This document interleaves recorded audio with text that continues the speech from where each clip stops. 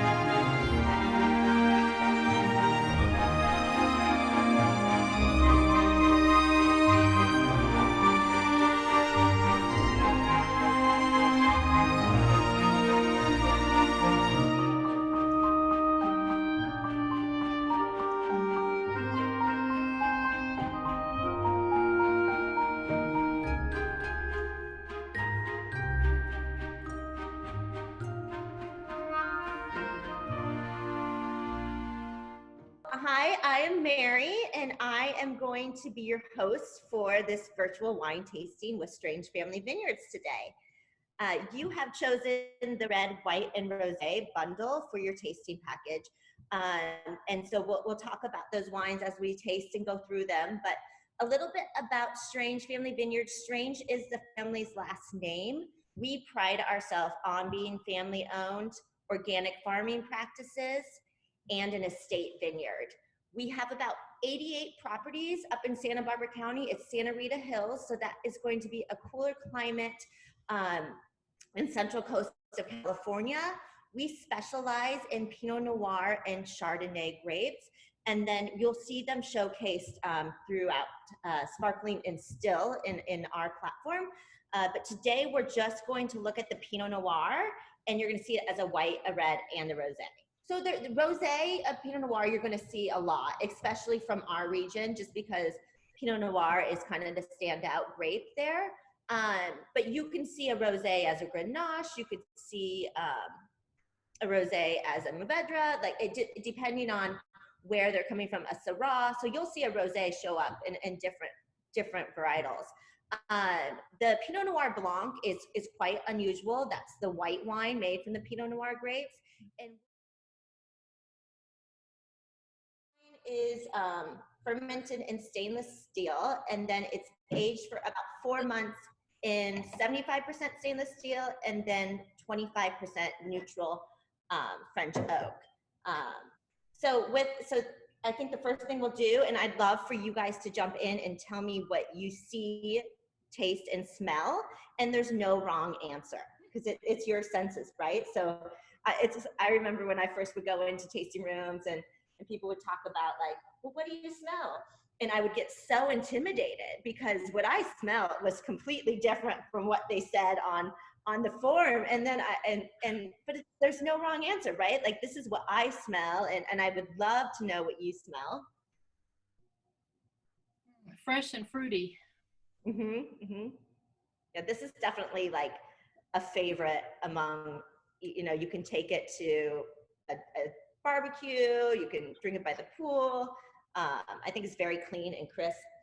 I get strawberry.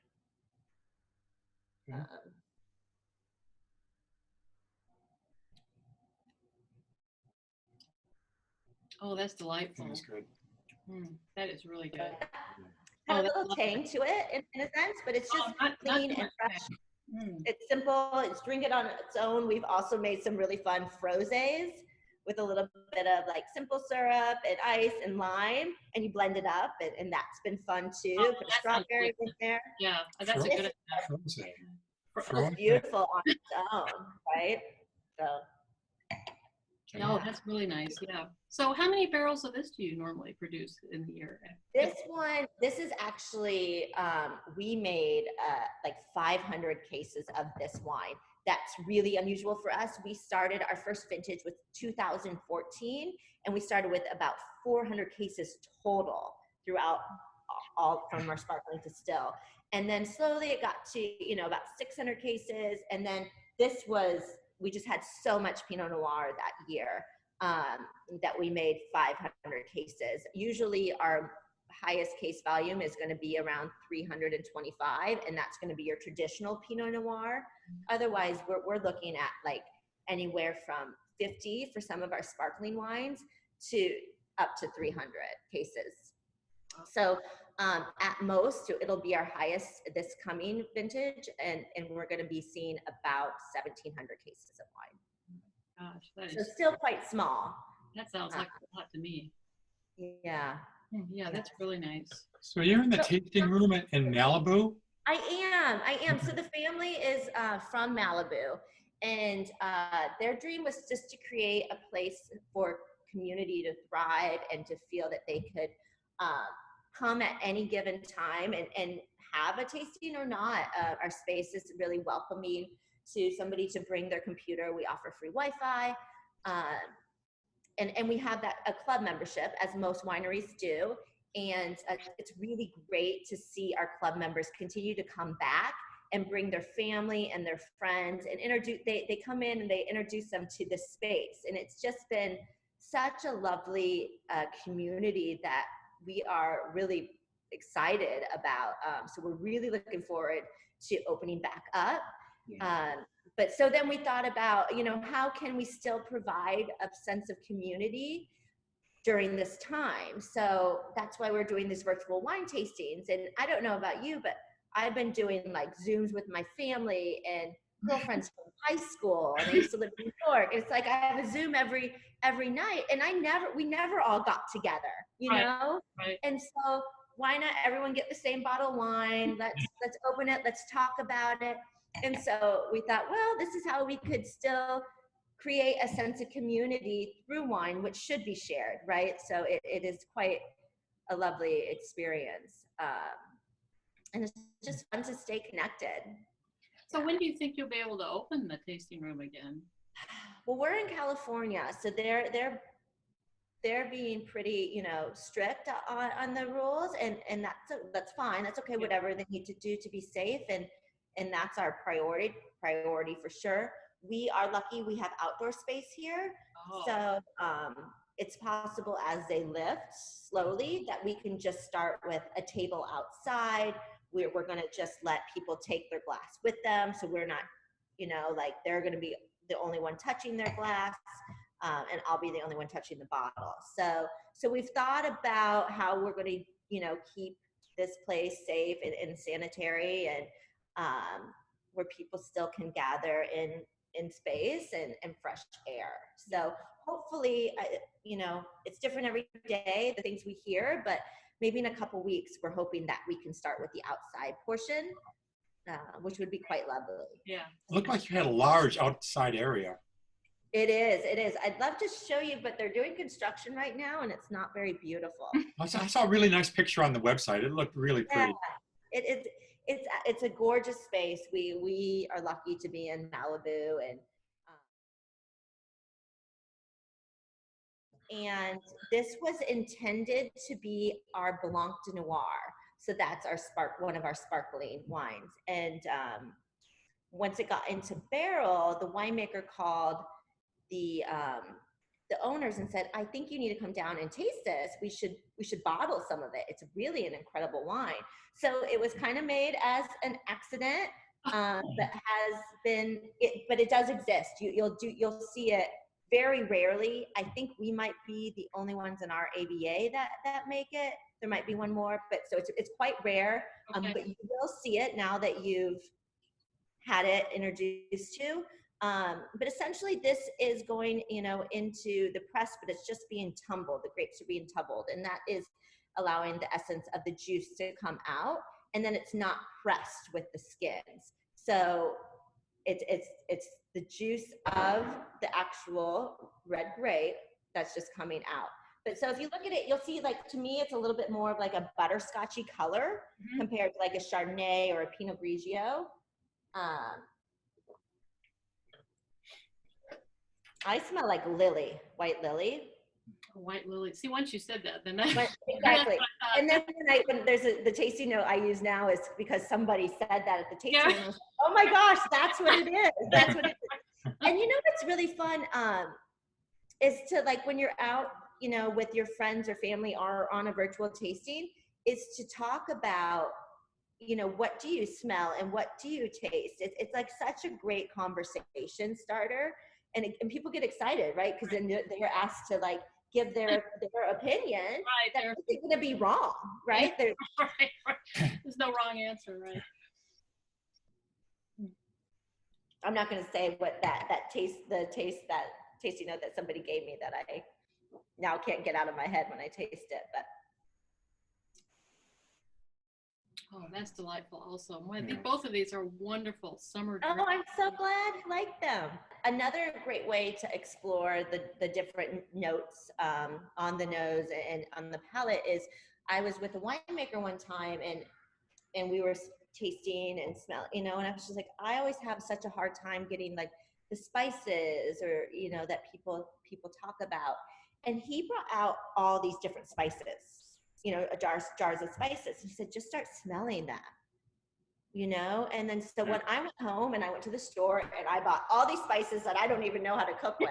And I will just, because I live alone, and during this time, you know, I've been trying different wines, especially from our region, just to kind of explore and support our neighbors.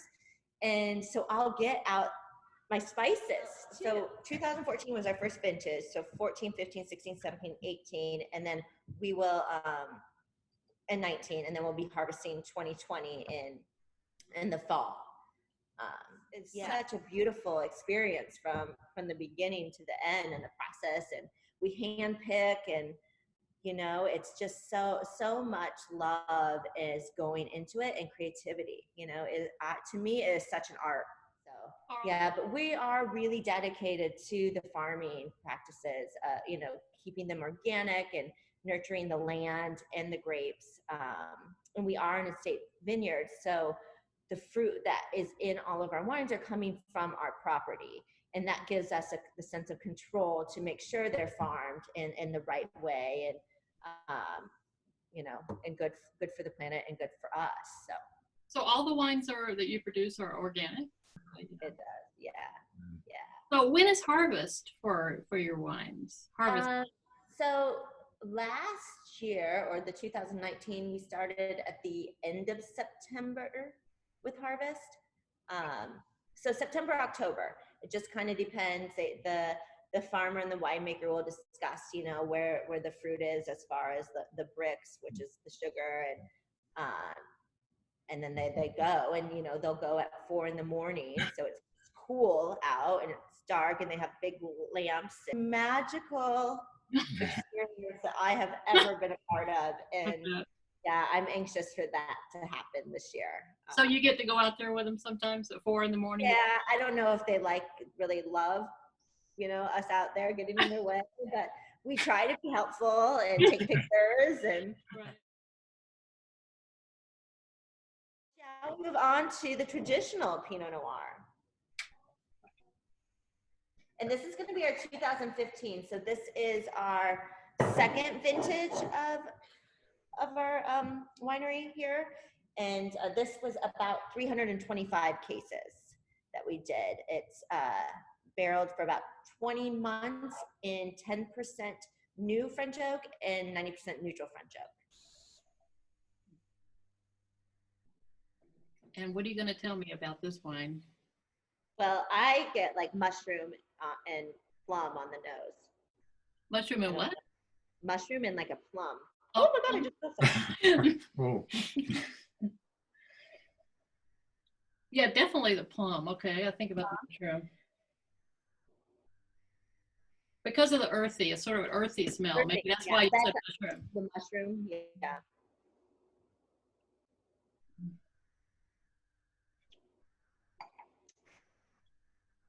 And then I get like a blackberry, darker berries. I get rosemary. Some people have said mint. I don't get mint, and I get a little bit balsamic on the end. I see I can definitely, I think balsamic, yeah, for sure.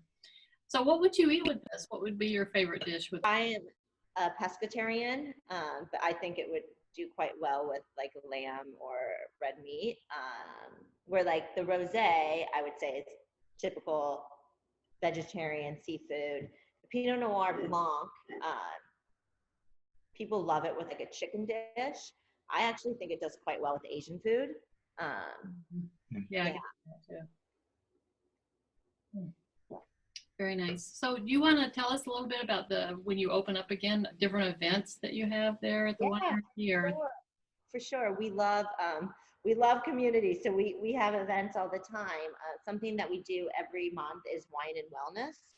And so a therapist comes and leads it, like it's really just a bunch of people. We just kind of chat. We have a topic each week, and she'll kind of, break down different aspects of that topic, and then it's just kind of more of a processing group, and people have wine, and so that we do once a month. Right now we're doing that virtually. We do something called Yappy Hour, and that's where people bring their dogs, and we give dog treats and free wine if you have a dog. So we've had like 50 dogs running around the courtyard and behind the bar, and people love that. I was going to say, I think that would be incredibly popular. Yeah. Yes. Well, we do music. We have a live musician once a month. Our club, we do club member events throughout the year. So we have our two big ones because our club membership consists of 2 shipments a year. So we do one in the spring and one in the fall. And so at both of those, we do quite extravagant pickup parties. And then we also will have like a Christmas party for our club members. We'll probably do something definitely when we open, for sure. We've had charcuterie and wine making party. That's been fun. What else have we done? We've had like some authors come in and book signings, and then also speak about their books. So yeah, we just every Pinot and paint, where an artist will come and kind of guide everyone on painting something, and they have a glass of wine. We just have so much. It's just great. Can you find all those events on your website? We can. So that's strangefamilyvineyards.com. Unfortunately, we had to kind of take down the event page. The only one that's standing is the wine and wellness. Did have all these events planned for April and May, but they're on hold. They still will happen, but they are on hold. Yeah. But it's something that we can continue to offer, especially we have a lot of club members that are from out of town.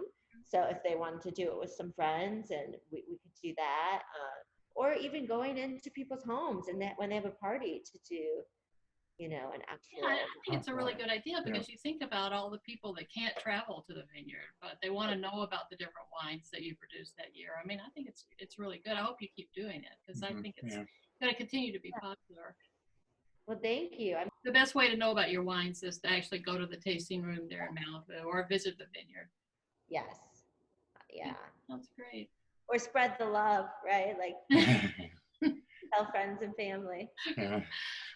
Well, thank you so much. I really appreciate you visiting with us. This has been a lot of fun. Yeah. It's quite a delight.